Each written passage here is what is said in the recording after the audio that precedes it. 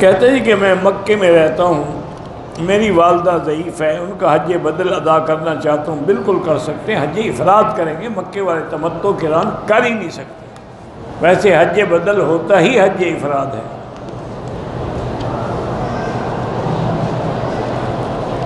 نماز پڑھتے وقت کو تکلیف دہ چیز آ جائے تو کیا حکم ہے؟ کیا تکلیف دہ؟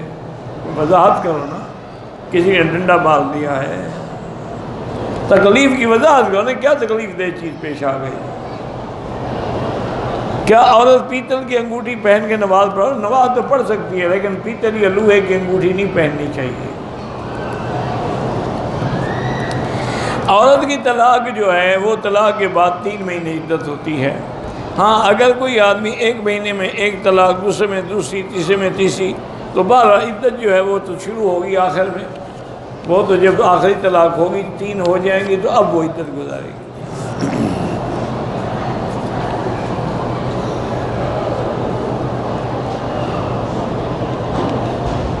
کہتے ہیں جی کہ مکے سے مدینے جاتے ہوئے مسجد شریف کی نیت کرتے ہیں، وہ بھی ٹھیک ہے، کیونکہ حضور پاک کا روضہ مبارک بھی تو مسجد میں ہے نا، تو اگر مسجد نبوی کی نیت کر دی تو کیا ہو گیا؟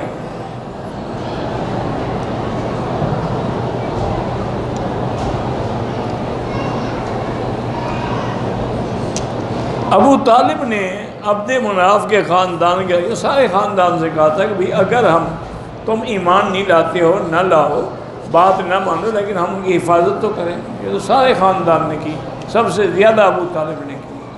باقی کن 2 سے کہا تھا اللہ اعلم۔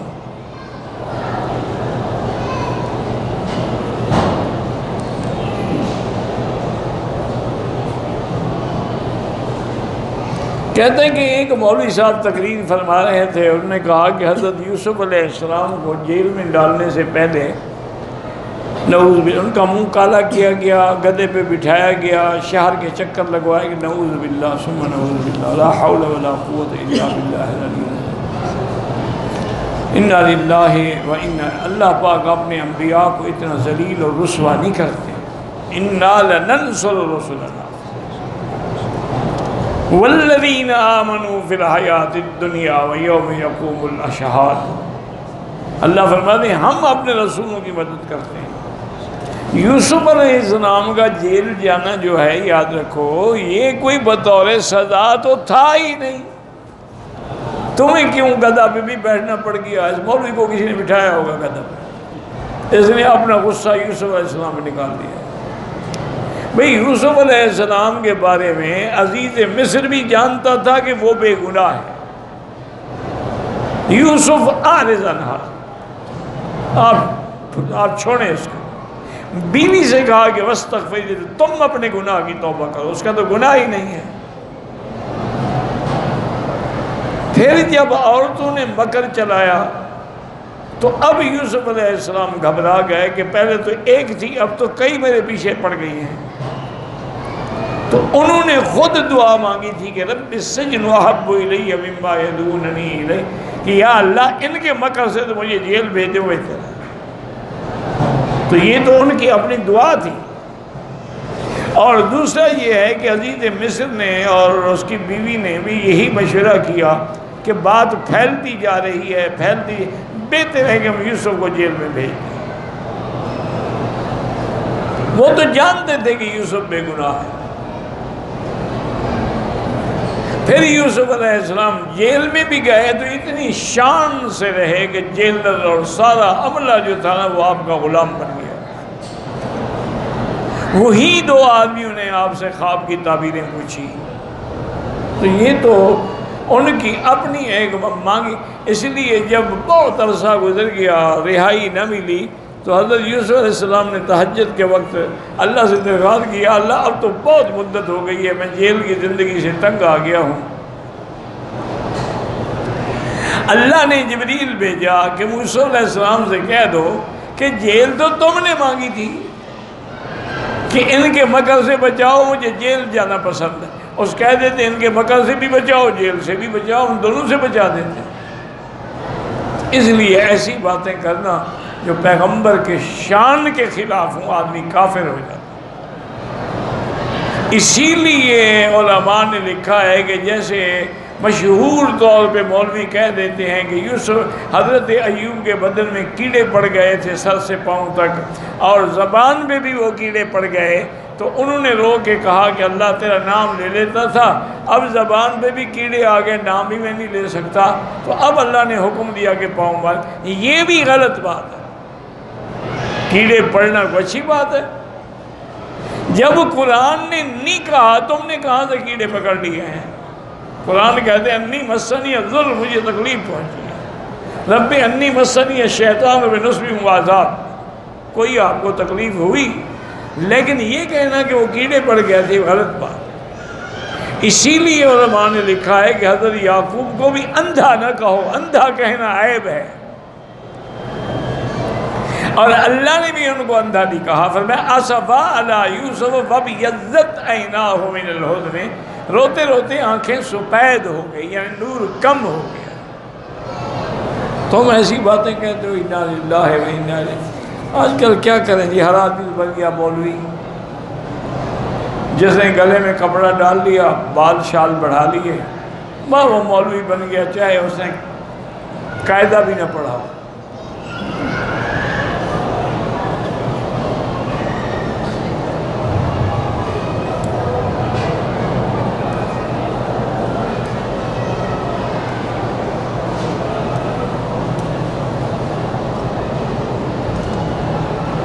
بہرحال آپ کی بہن کو وہ تنگ کرتا ہے، خرچہ بھی نہیں دیتا، اس کی ساس نے بھی نکال دی، وہ خلو لے لے، طلاق لے لے، جان چھڑوائے اپنی۔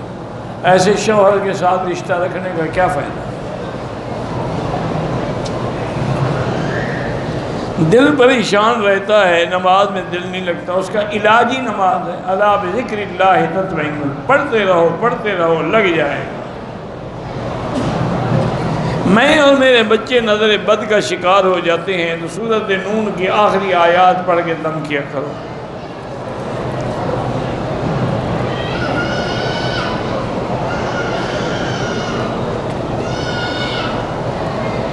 اگر عورت نماز میں جرابیں پہنے ہوئے جائز ہے۔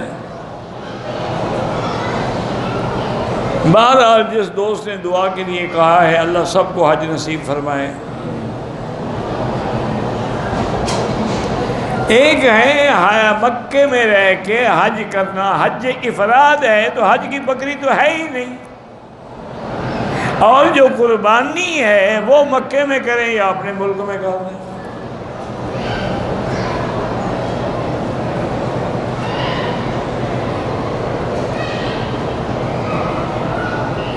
بہرحال بعض لوگ حضور سے شفاعت مانگنے کے قائل ہیں، لیکن احتیاط اسی میں ہے کہ شفاعت اللہ سے مانگو کہ اللہم ارزقنی شفاعت نبی کا، حضور کی شفاعت ہمیں نصیب فرما۔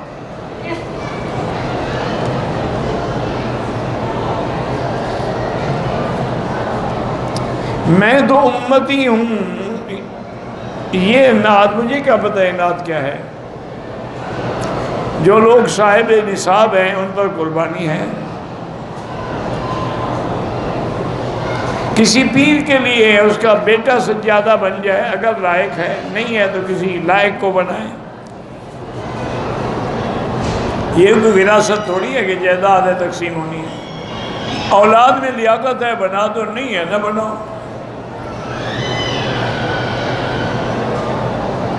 کوئی آدمی اصول کافی تو شیعہ کی کتاب ہے، اس کے مطابق زندگی گزارے تو انشاءاللہ ہلاک ہو جائے گا۔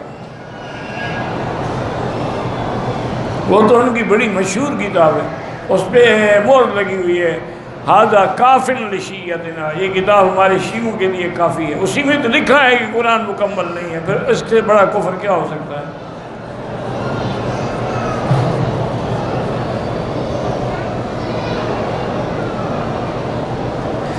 ایک اہل قرآن وہ کہتا ہے کہ قرآن میں بنو اسرائیل سے مراد ہم مسلمان ہیں، یہودی مراد نہیں ہیں۔ بنو اسرائیل تو پوری ایک قوم تھی، موسیٰ علیہ السلام بھیجے گئے، اب یہ خود اگر یہودی بننا چاہتا ہے تو ہم کیا کریں؟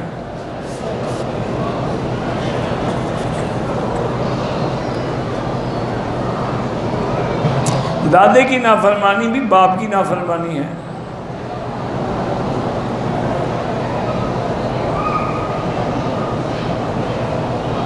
بہرحال سال آپ کا سفر میں پورا ہوتا ہے، لیکن زکوٰۃ رمضان میں دیتے ہو تاکہ زیادہ ثواب ہو تو ٹھیک ہے، جائز ہے۔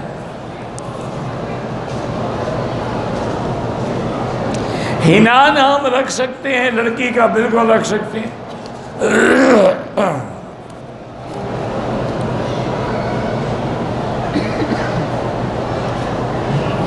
ہم گوشت کا کاروبار کرتے ہیں، گائے اور اونٹ کا گوشت بیچتے ہیں، اونٹ کے گوشت کو بھی گائے کا کہہ کے بیچتے ہیں، دھوکہ ہے، سیدھا جھوٹ بول رہے ہو۔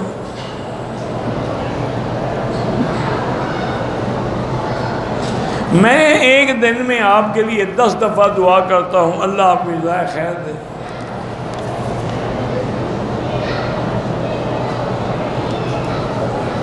بھائی ہر آدمی کو حصہ اس کے باپ کی جائیداد سے ملتا ہے، دادے کی جائیداد سے نہیں۔ دادے کی جائیداد باپ کو ملے گی، باپ کی جائیداد پھر اولاد کو ملے گی۔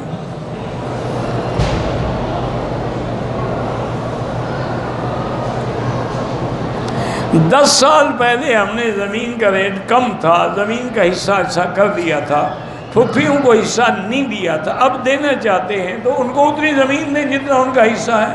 اب ریٹ بڑھ گیا تو ان کا نصیب۔ اب یہ تھوڑا ہے کہ تم پیسے دے دو اسی ریٹ سے، ان کی زمین کا جو حصہ ہے جو نہیں دیا تھا وہ دے دو۔ اب وہ ریٹ بڑھ گیا تو اچھا ہو گیا۔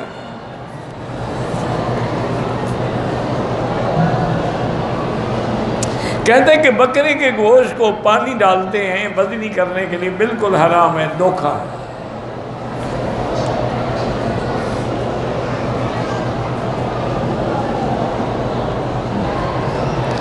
ایک میں سعودیہ میں رہتا ہوں، ایک بیوہ عورت ہے، وہ مجھ سے شادی کرنا چاہتی ہے اور یہ بھی کہتی ہے کہ جب تم پاکستان جانا چاہتے ہو تو چلے جانا، یہ یہاں کسی مفتی کے پاس جا کے اپنا نکاح کرا لو۔ یہ کام وہ کر سکتے ہیں، یا معزون شرعی جن کو نکاح کا لائسنس ملا ہوا۔ مانند یہ ہوا نا کہ تم 6 مہینے سال کے لیے نکاح کرنا چاہتے ہو، پکا تو تمہارا بھی ارادہ نہیں ہے نا کہ جب جاؤ گے تو چلے جانا، مجھے چھوڑ دینا، پھر وہ کوئی اور مرغا ڈھونڈ لے گی۔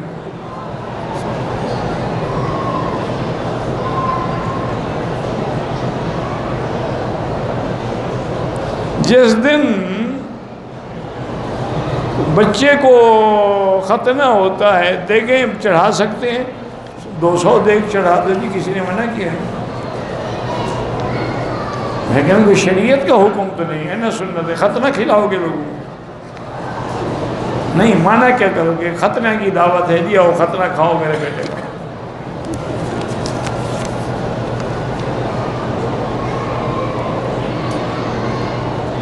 میں طائف سے آیا ہوں، میں نے عمرہ نہیں کیا تو اس کی دم پڑ گئی، باقی حج کا مسئلہ تو دیکھا جائے گا نا۔ مکے میں جو بھی رہتے ہیں پہلا حج یا 10واں حج افراد کریں گے۔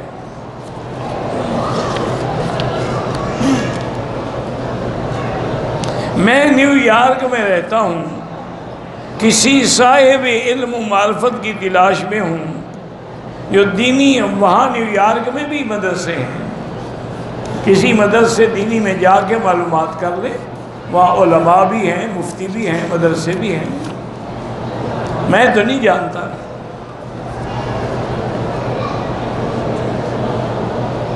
آج کل جو مسلمانوں کی زبوں حالی ہے اس لیے کہ ہم اسلام چھوڑ چکے ہیں، ہمارا نام کا اسلام ہے، عمل نہیں ہے اسلام پر۔ بالکل آپ کی محنت ہے، کرتے رہیں، انشاءاللہ ایک وقت آئے گا جب پوری دنیا پہ صرف اسلام ہوگا۔ لَإِن يَدْخُلُ اللَّهُ هَذَا الدِّينَ بِعِزِّ عَزِيزٍ أَوْ ذِلِّ ذَلِيلٍ لَا بَيْتَ مَدْرٍ وَلَا شَجَرٍ، کوئی حضور مٹی کا گھر یا خیمے کا گھر، اسلام یقیناً داخل ہوگا۔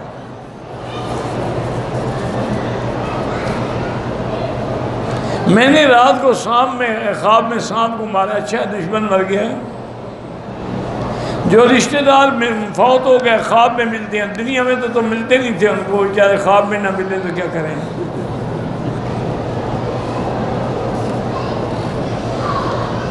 آپ کا نام نعمان تھا، ابو حنیفہ کنیت تھی۔ میں حج کے لیے آیا ہوں، حج افراد ہے تو آپ پہ کوئی بکری ہے ہی نہیں، اللہ نے معاف کی ہے۔ میں جازان سے گروپ لے کے 2 دفعہ آتا ہوں، تو آپ کے لیے عمرہ کرنا ضروری نہیں ہے، کیونکہ آپ ایک ڈپٹی پہ بار بار آتے ہیں، جیسے ڈرائیور بار بار جاتا ہے۔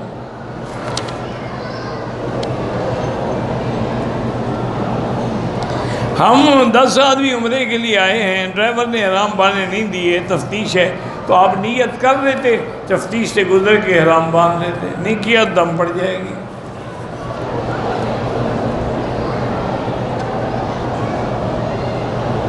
کسی نے کہا کہ جب ہڈی کو پھینکو تو بسم اللہ پڑھا کرو، یہ تو کہیں نہیں ہے، کسی نے گھڑا ہے کھاؤ تو پڑھا کرو، پھینکنے کے وقت نہیں پڑھنا چاہیے۔ بہرحال جب کھانا شروع کرتے ہو بسم اللہ پڑھتے ہو، وہ کافی ہے بس، باقی ہر ہڈی جو ہے وہ جنات کی غذا ہے، تم پڑھو یا نہ پڑھو۔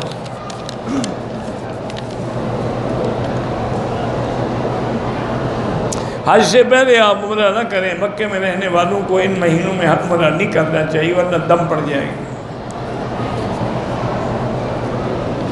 طواف زیادہ کریں تو بہتر ہے عمرے سے۔ یہاں کے لوگ مغرب کی اذان کے بعد 2 رکعت پڑھتے ہیں، مستحب ہے۔ حنفی مسلک میں اولا یہ ہے کہ نہ پڑھے۔ آب حیات کی نسبت حضرت خضر کی طرف کرتے ہیں، اللہ عالم۔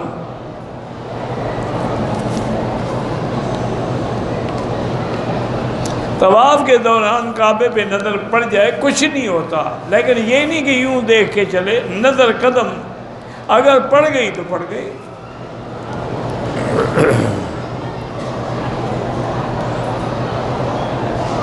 میری والدہ کا بھابھی سے جھگڑا ہوا، والدہ بھابھی سے نہیں بولتی، صلح کرانے کی کوشش کریں۔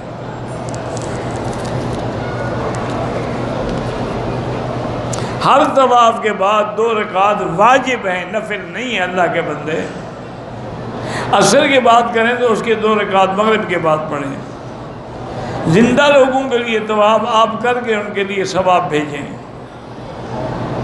بچی کو ہڈی کا مسئلہ ہے، چھاتی کی ہڈی باہر کی طرف نکل رہی ہے، کہتے ہیں نام تبدیل کرو، نام سے ہڈی کا کیا تعلق ہے؟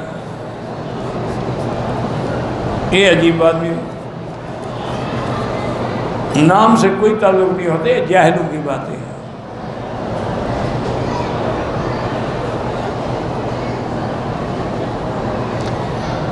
دوران حج ہونٹوں سے کچھ نکل رہا تو کاٹ دیا، کچھ نہیں ہوتا۔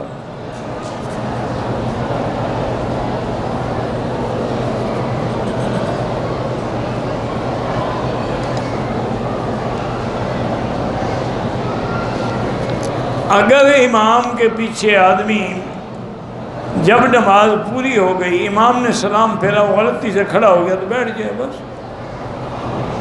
اگر کھڑا ہو گیا ہے اور پھر 5 رکعت تو نہیں پڑھ سکتا نا۔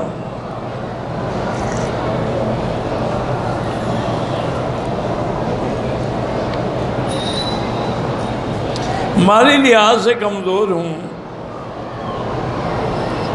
بہرحال آپ صحیح کام کرتے رہیں اور استغفار زیادہ پڑھیں، اللہ برکت ڈالیں گے۔ والدین جو فوت ہو گئے ان کے لیے حج عمرہ بالکل کر سکتے ہیں۔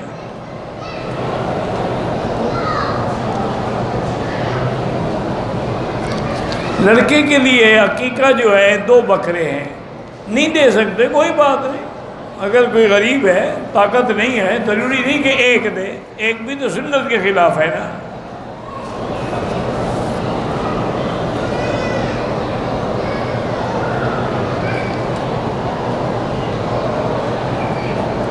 کہتا ہمارے علاقے میں ایک امام صاحب ہیں، ان کی بیوی فوت ہو گئی، ان کی بہن جوان بیٹھی ہوئی ہے، لیکن وہ کہتے ہیں میں بہن کا رشتہ اسی کو دوں گا جو مجھے اپنی لڑکی دے گا، یہ ناجائز ہے، ایسے کو امام نہ بناؤ۔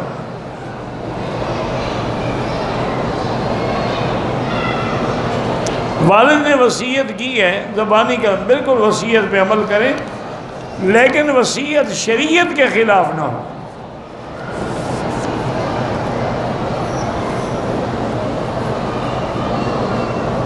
ہر طواف کے بعد 2 رکعت واجب ہیں، عمرے کا ہو یا نفلی ہو۔ اگر عمرہ حج تمتع کرنے والا ایک عمرہ اپنے ملک سے آ کے کر لیا، اب مزید کرنا چاہے کر سکتا ہے۔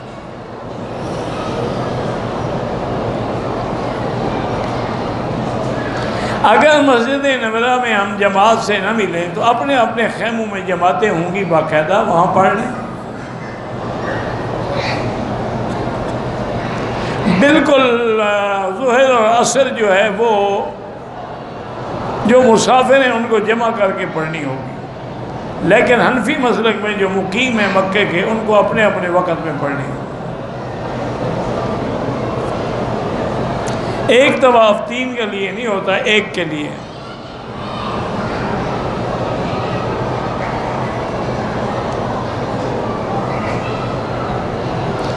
ایک بچہ پیدا ہوا، اس کی ماں نے ایک نام رکھا، دادا دادی نے دوسرا نام رکھا، ماں یہ ناپسند کرتی ہے تو جو اس کو پسند ہے وہی بلاتی رہے، بس جھگڑے کی کیا ضرورت ہے؟ اس نے جو نام رکھا وہی بلاتی رہے، دادا دادی اپنے نام سے بلاتے رہے، کیا فرق پڑ جائے گا؟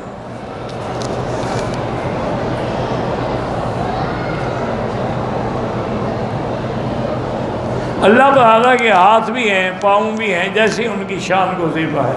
ید اللہ فوق ایدیہم قرآن میں نہیں ہے، لیکن ہم یہ نہیں کہہ سکتے کہ وہ ہاتھ کیسے ہیں۔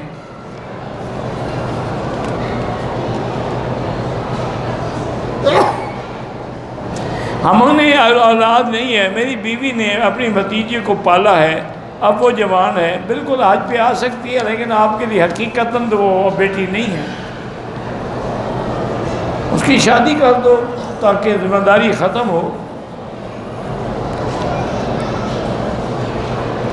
جب مواجہ شریف میں آپ ہوں گے مدینہ پاک میں انشاءاللہ تو سامنے کھڑے ہو کر الصلاۃ والسلام علیک یا رسول اللہ پڑھنا ہے، دور ہے تو درود شریف پڑھنا ہے۔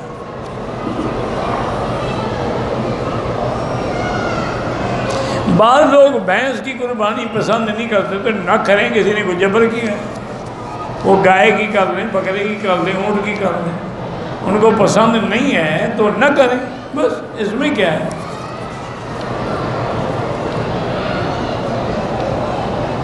ہم شوال میں آئے ہیں، 30 شوال تک مدینے میں رہے ہیں، 2 ذوالقعدہ کو مکے آئے۔ حج واجب نہیں ہوتا عمرے کرنے سے۔ اگر ہم فجر کے بعد 2-3 طواف اکٹھے کر لیں تو ان کے واجب الطواف جو ہے وہ سورج نکلنے کے بعد پڑھیں۔ ایک عمرہ دونوں کے لیے نہیں، والد کے لیے الگ کرو، والدہ کے لیے الگ کرو۔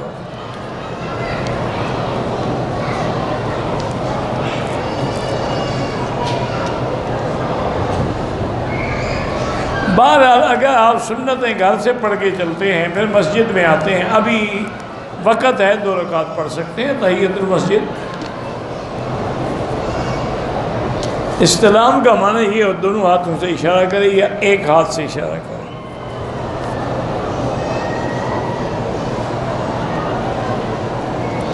کچھ آدمی مدینہ منورہ سے احرام باندھ کے مکے میں آ گئے ہیں، اگر انہوں نے اشہر حج میں یعنی شوال یا عمرہ کیا ہے پھر تو ان کا تمتع ہے، اگر رمضان میں کیا ہے تو پھر افراد کر سکتے ہیں۔ جو داڑھی منڈواتے ہیں ان کو ہم مخنث کہہ سکتے ہیں، مخنث تو نہیں کہہ سکتے، مخنث تو ہیجڑا ہوتا ہے، ہیجڑے کی داڑھی ہوتی ہی نہیں، منڈوانے کی ضرورت ہی نہیں پڑتی اس کو۔